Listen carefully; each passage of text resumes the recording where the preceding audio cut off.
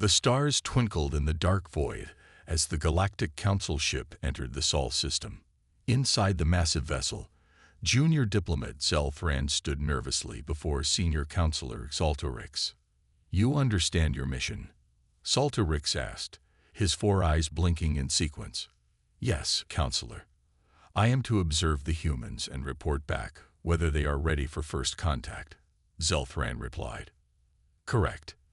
The Council believes these humans might join our Federation one day, but we must be certain they won't bring their violence with them," Saltorix said.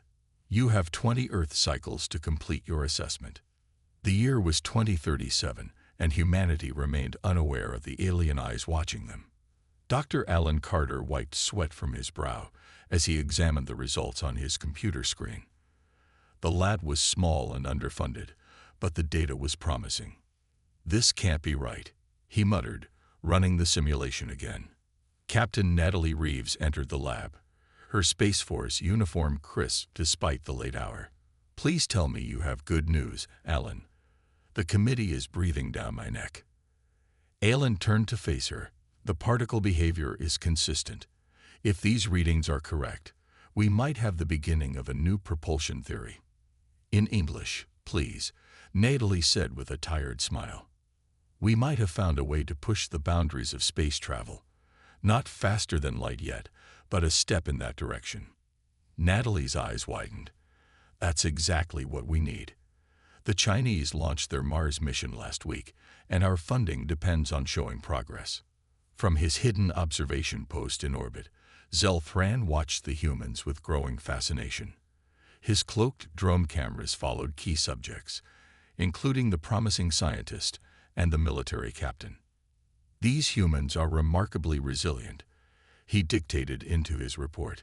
"Despite their short lifespans, they push forward with impressive determination. However, their nations remain divided, competing rather than cooperating on space exploration." 3 months later, Alan's team expanded to include researchers from Canada and Japan. Their lab was now housed at a larger facility in Nevada. "The international cooperation is promising," Zelfran noted in his updated report. "But they still maintain military control over their space programs. Their history of conflict makes me concerned about their readiness to join the galactic community." 6 months into his mission, Zelfran witnessed a setback for the humans. A test of Alan's new drive concept failed spectacularly, the explosion damaging half the test facility.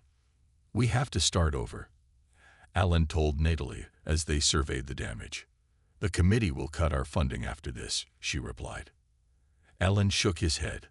"I'm not giving up. The equations are sound. We just need to adjust the containment field." Zelfran was impressed. Where other species might abandon a dangerous path, these humans seemed energized by failure. 1 Earth year into his observation, Zelfran prepared his preliminary report to the Council. His ship maintained its position behind Earth's moon, undetected by human technology. "Despite their violent tendencies, humans show remarkable potential," he concluded. "However, they remain too fractured as a species.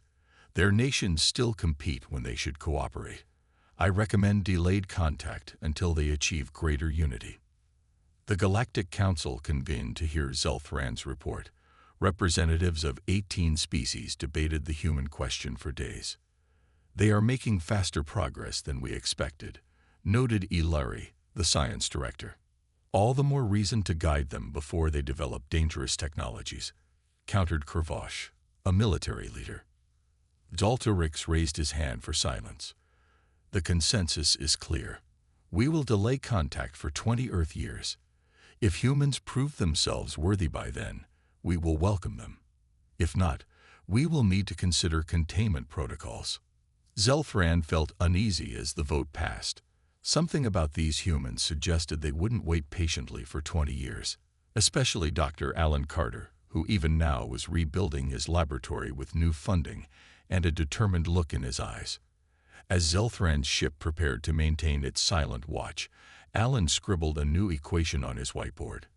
Natalie looked on with hope, unaware that the stars held much more than just possibility. They held eyes watching and judging humanity's every move. 10 years passed faster than anyone expected. The year 2047 found Dr. Alan Carter no longer working in a small, underfunded lab, but leading a major research facility in the Arizona desert. His hair had gray streaks now, but his eyes still burned with the same intensity. "Dr. Carter, the new engineer is here," his assistant said, knocking on his open office door. Alan looked up from his equations. "Send her in." Susan Blackwell walked in with confident steps. Her resume was impressive. Top of her class at MIT and 3 years at NASA's propulsion lab. "Dr. Carter, it's an honor to meet you," she said, extending her hand. "Call me Alan. Your paper on quantum field manipulation was brilliant." Susan smiled. "That's why I'm here. I think your theoretical framework and my engineering approach could solve the containment problem."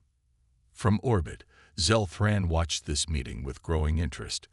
No longer a junior diplomat, he now held the rank of mid-level diplomat in the Galactic Council. His assignment to Earth observation had been extended, partly due to his own request. "The humans are progressing faster than anticipated," he reported to the Council that evening. "Their theoretical understanding of space-time manipulation has advanced significantly in the past decade." On the Council station, Saltarix dismissed the concern. "They still fight among themselves over resources and ideology. Their progress is impressive for such a young species, but their practical application remains centuries away." 3 months after Susan joined the team, the first breakthrough happened. Alan burst into the facility cafeteria where Susan was having lunch. "It worked," he shouted, causing everyone to turn and stare. The particle maintained stability for 3.2 seconds. Susan jumped up. "That's twice as long as our target." Within days, government officials visited the facility. What had been a theoretical physics project suddenly became a national priority. "We need to scale this up," General Frank Miller told Alan and Susan during a classified meeting. "China and Russia are working on similar technology. We need to be first." Alan frowned. "This isn't about being first. This could change everything about how we travel in space." "Exactly why it matters who controls it," the general replied. Zelfran's observation drones recorded these developments with growing concern. His report to the Council was urgent. "The humans appear to be on the verge of a propulsion breakthrough that defies our predictions. They're applying principles in ways our scientists haven't considered." The Council meeting that followed was tense. E. Larry, the science director, examined Zelfran's data. "This is concerning," she admitted. "Their approach is unorthodox but potentially viable." Kravosh scoffed. "These are primitive attempts. Even if they succeed, their technology will be crude and limited. We should not underestimate them," Zelfran argued. "They innovate when faced with obstacles rather than following established paths." Saltarix silenced the debate with a gesture. "We will continue observation. Their politics will likely slow their progress. Remember, we voted to wait 20 Earth years before contact. 10 remain." On Earth, something unexpected happened. News of the propulsion breakthrough leaked to the public. Instead of panic or weaponization fears, a wave of excitement swept across nations. 6 months later, leaders from major spacefaring nations met in Geneva. For the first time, they agreed to pool resources on a single space project, the United Earth Space Initiative. Alan watched the announcement on television, with Susan beside him. "I never thought I'd see this," he said quietly. Susan squeezed his hand. "They finally understand what's at stake. This isn't about one country anymore. It's about humanity's future." In their lab, a small prototype engine hummed softly, its blue glow illuminating their faces. The containment field held steady, defying what physics textbooks claimed was impossible. Zelfran watched the readings from orbit, a feeling of both admiration and dread growing within him. The Council had underestimated these humans. They were not waiting patiently for the stars to welcome them. They were building their own path to the cosmos, faster than anyone had predicted. and the Galactic Council had no idea what was coming. 5 years passed, and Earth changed in ways no one expected. The year 2052 brought storms that flooded coastal cities. Farmlands turned to dust in some regions while others drowned under endless rain. Jack Monroe stood at the window of the United Earth Space Initiative headquarters, watching black clouds gather over Washington, D.C. As director of UESI, he carried the weight of humanity's future on his shoulders. "Sir, the world leaders are ready for you," his assistant said. Jack nodded and straightened his tie. In the conference room, screens showed the faces of presidents, prime ministers, and chancellors from around the globe. Some looked tired, others afraid. All waited for answers. "Ladies and gentlemen," Jack began, "our planet is dying faster than predicted. But we have hope." He pressed a button, and a hologram appeared showing a massive ship design. "This is the Horizon, the first-generation ship capable of finding us a new home." "Can it actually work?" asked the German chancellor. Jack gestured to someone off-screen. Dr. Alan Carter stepped forward, now in his 60s, but still standing tall. Beside him was Susan Blackwell, her once dark hair now streaked with silver. "The FTL drive has passed all tests," Alan said. "We can reach nearby star systems in months, not centuries." "And the ship itself?" asked the president of Brazil. "We can build it in 3 years if all nations contribute," Susan replied. "It will carry 1,500 people to establish our first colony." From their observation post, Zelfran watched this meeting with growing alarm. Now a senior diplomat, he had spent 15 Earth years studying humans. What he saw both amazed and worried him.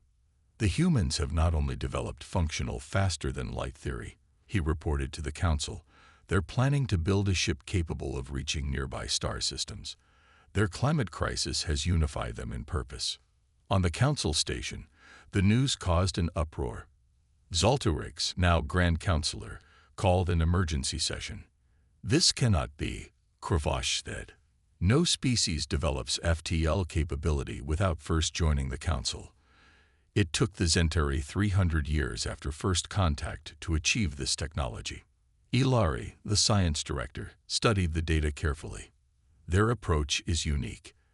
They've discovered principles our scientists overlooked because we followed established paths." "We must make contact now," Zelthran urged.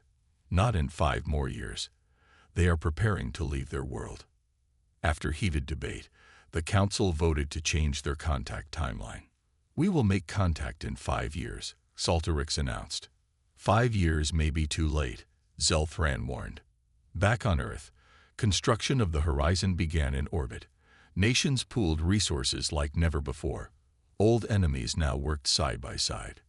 Everyone understood what was at stake.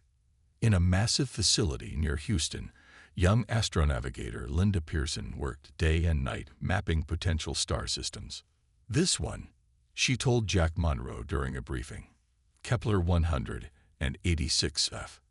It's our best chance for a habitable world." Jack studied the data. "How soon can we reach it?" "With the current drive specifications, 3 months ship time."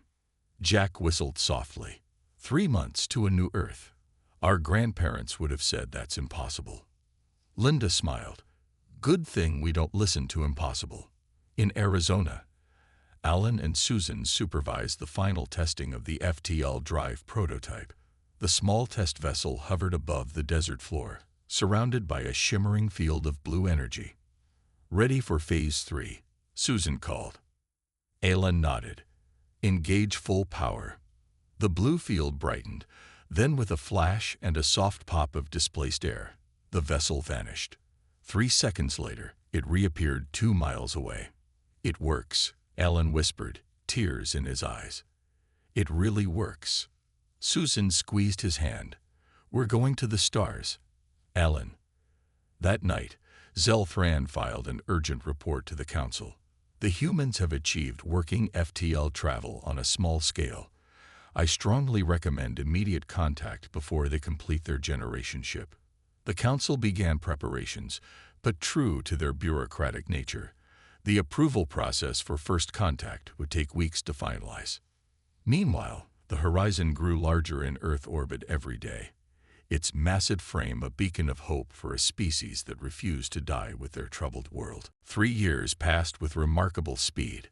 The year 2055 arrived with storms worse than before, but humanity barely noticed.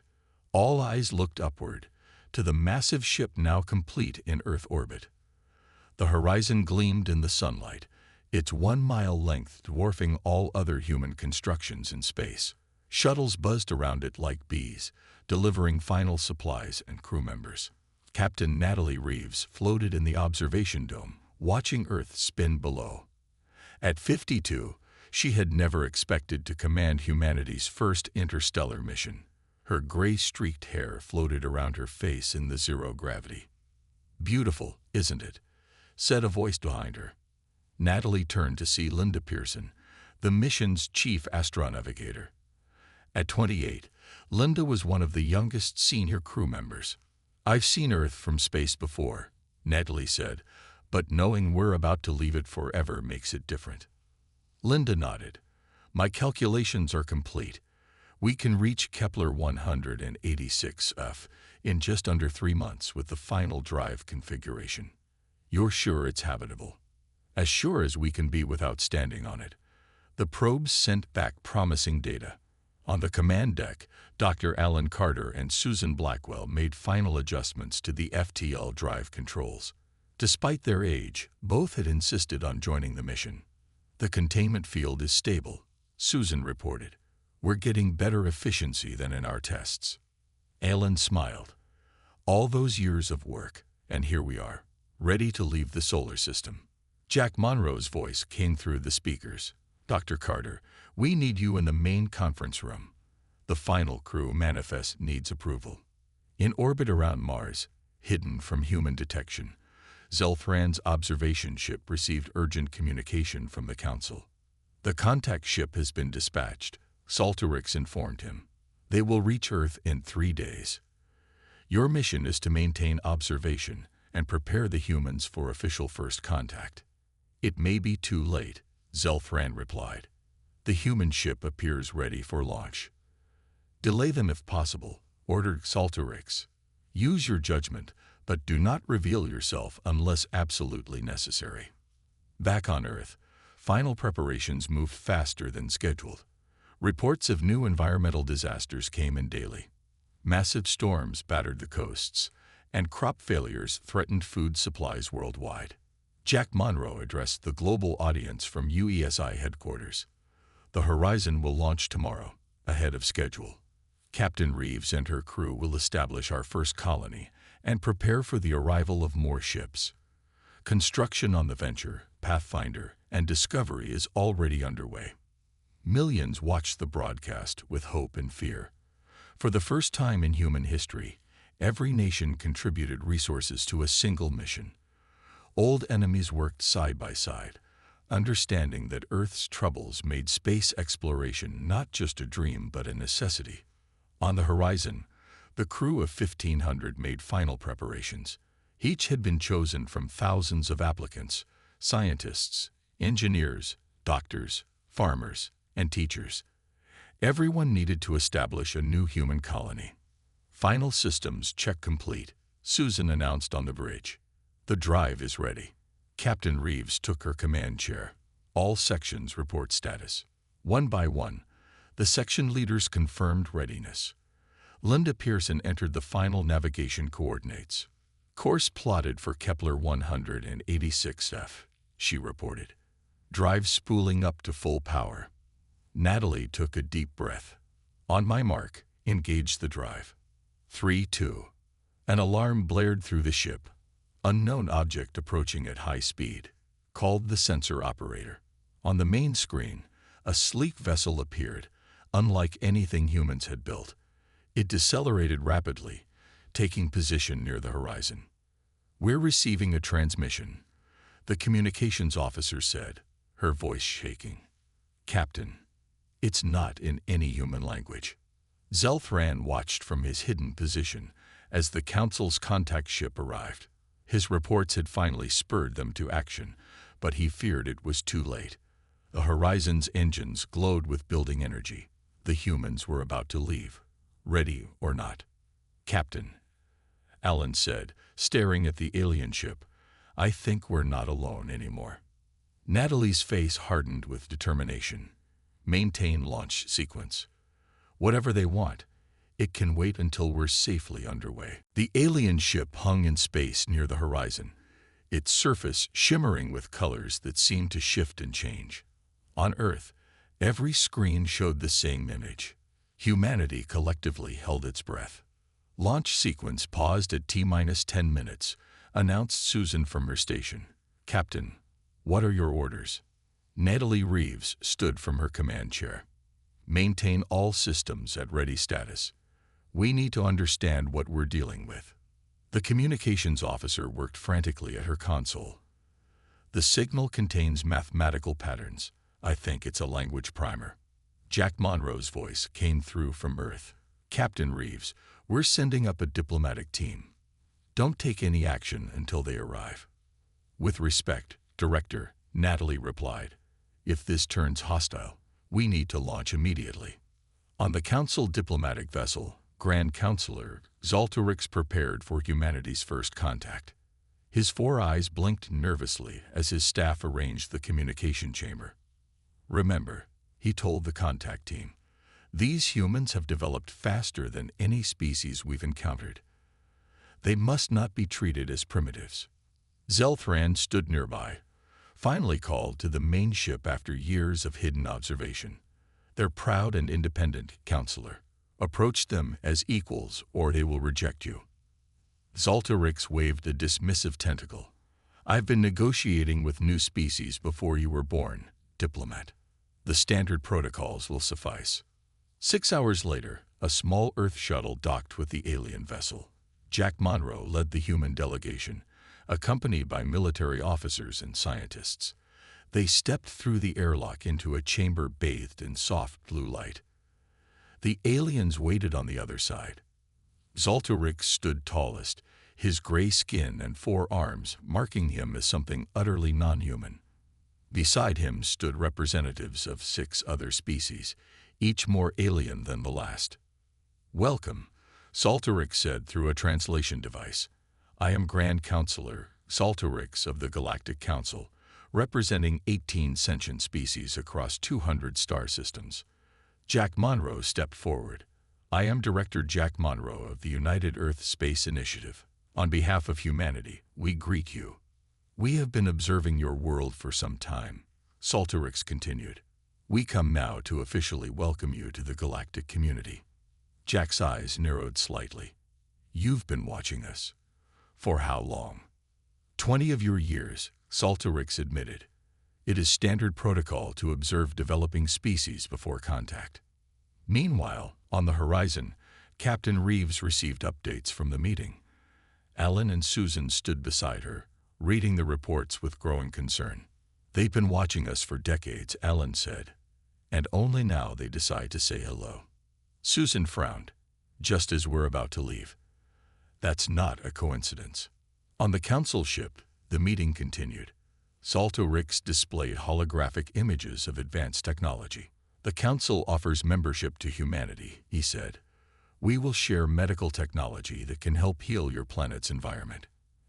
Energy systems beyond your current understanding.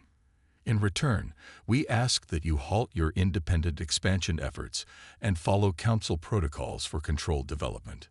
Jack studied the images. "And our ship, the Horizon." "A remarkable achievement," Zaltorix said smoothly, "but ultimately unnecessary and potentially dangerous. Your FTL system is untested on long journeys. The Council has established safe routes between star systems, built over thousands of years." Jack looked at the alien directly. "So you want us to abandon our ship and our plans, and instead follow your rules?" "For your own safety, yes," Zaltorix replied.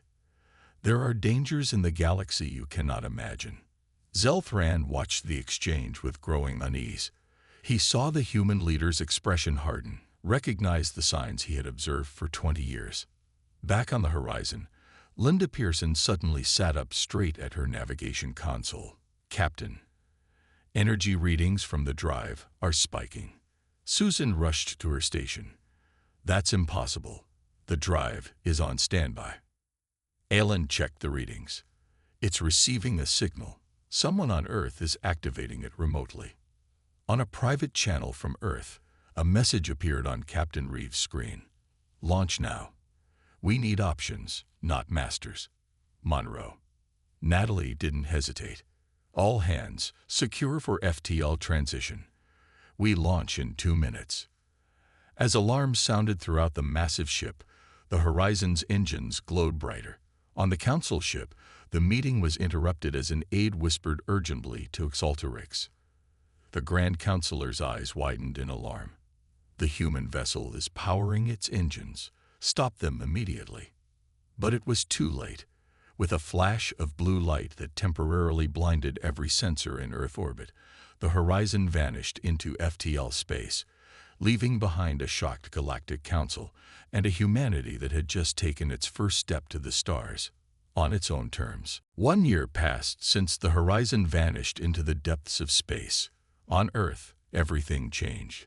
The Galactic Council established an embassy in Geneva, and alien visitors became a common sight in major cities. But humanity had not abandoned its plans. Jack Monroe stood before the United Nations General Assembly, his face displayed on screens worldwide. "Today marks the completion of our second-generation ships," he announced. "The Venture, Pathfinder, and Discovery are ready for their journeys to new worlds." The assembly hall erupted in cheers. In the back row, Council representatives watched with growing concern. In a secure facility beneath Houston, Kyle Harrison addressed a room filled with colonist candidates. At 35, his charismatic speeches had made him the public face of the Exodus movement.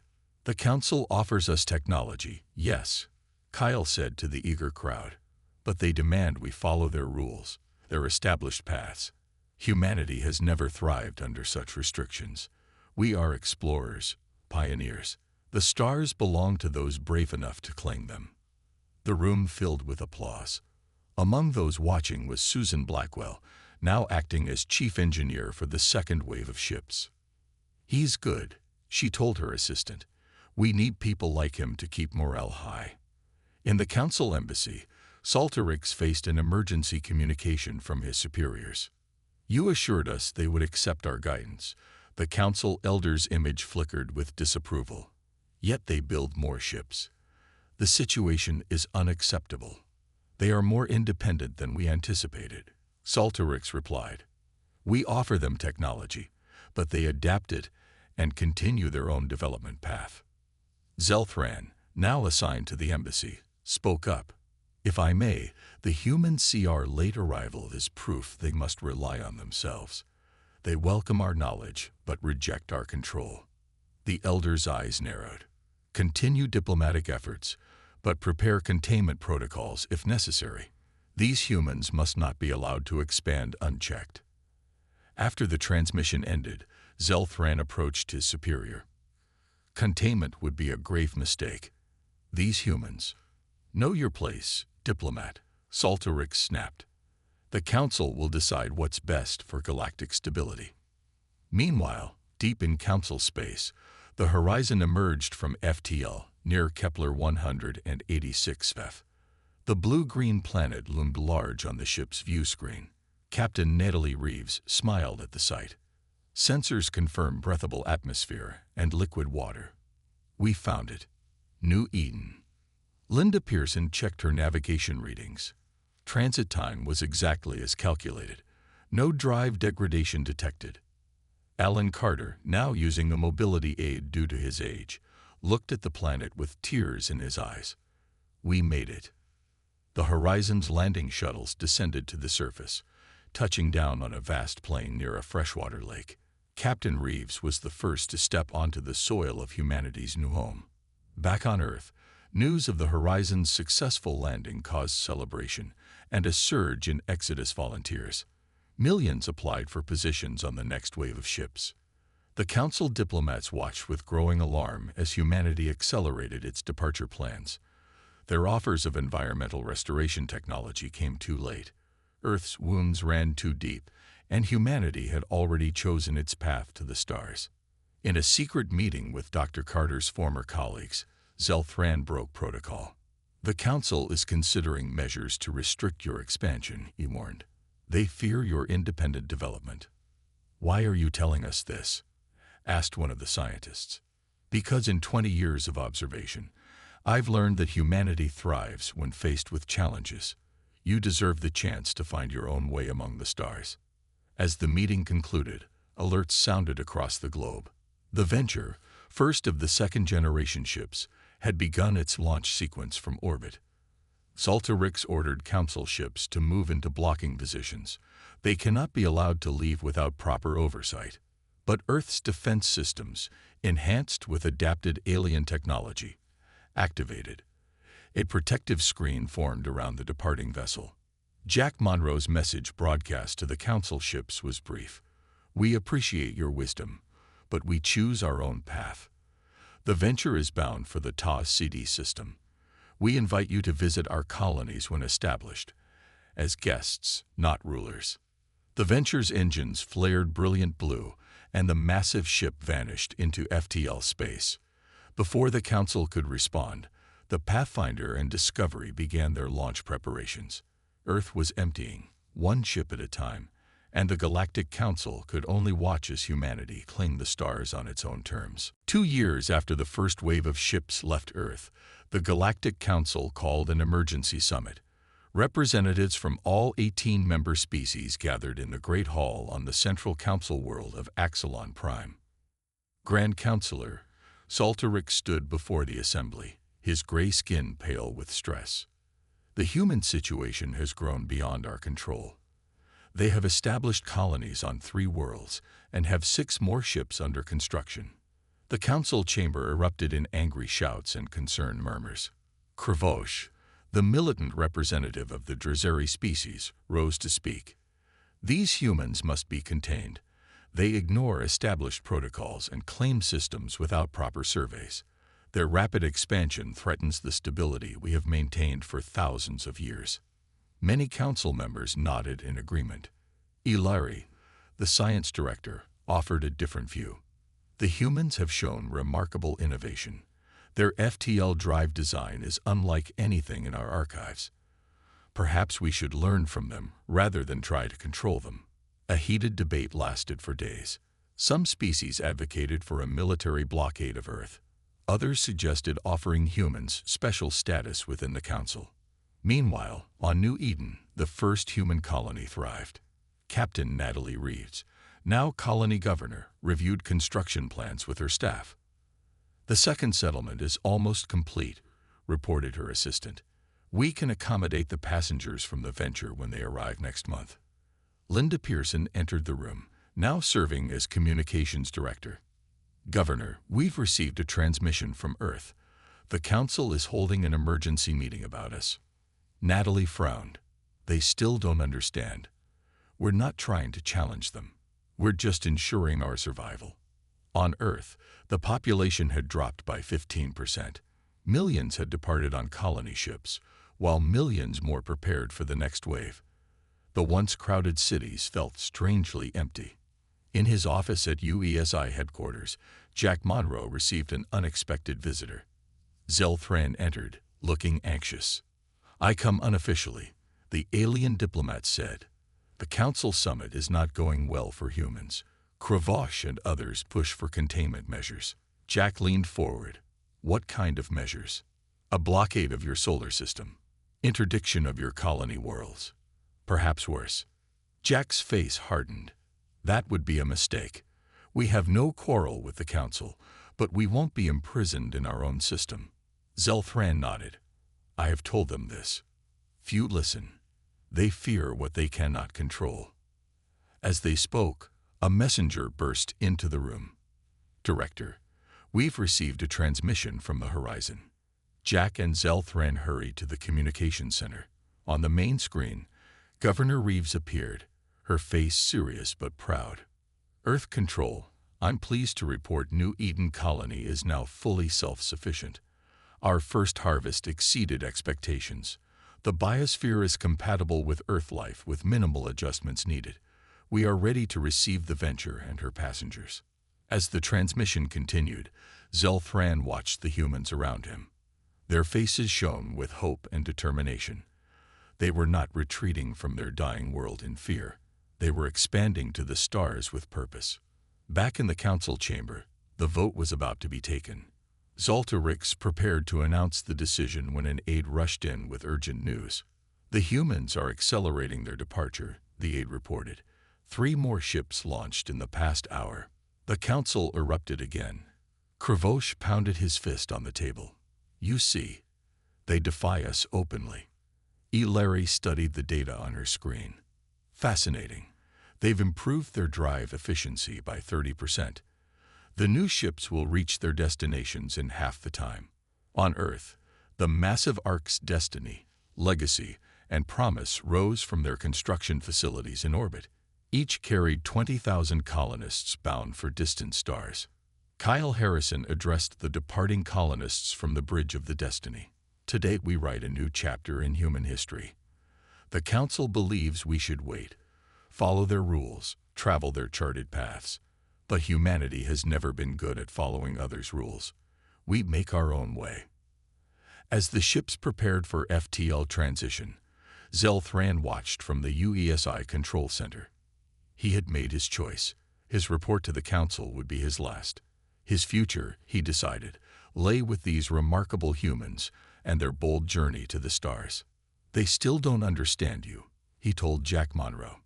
But someday they will have to. Jack nodded as the ships vanished in flashes of blue light.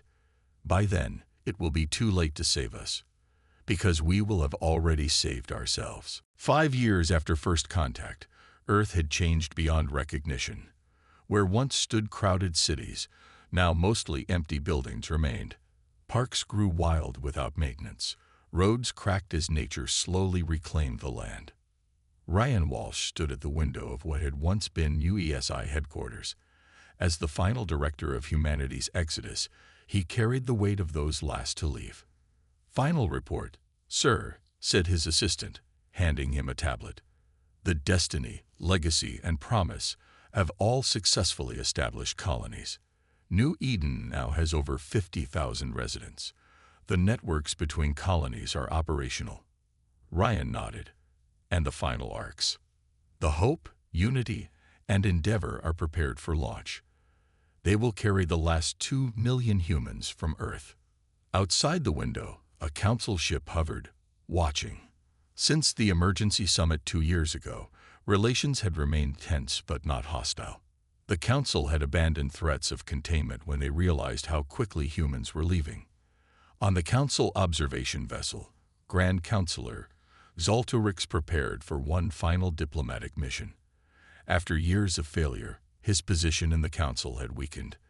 This would be his last chance to salvage something from the human situation. Prepare my shuttle, he ordered. I will speak with Director Walsh personally. In his office, Ryan received word of the Grand Counselor's approach. Let him come, he said. We have nothing to hide. When Zaltarix entered, flanked by 2 guards, Ryan noted how the alien seemed to have aged.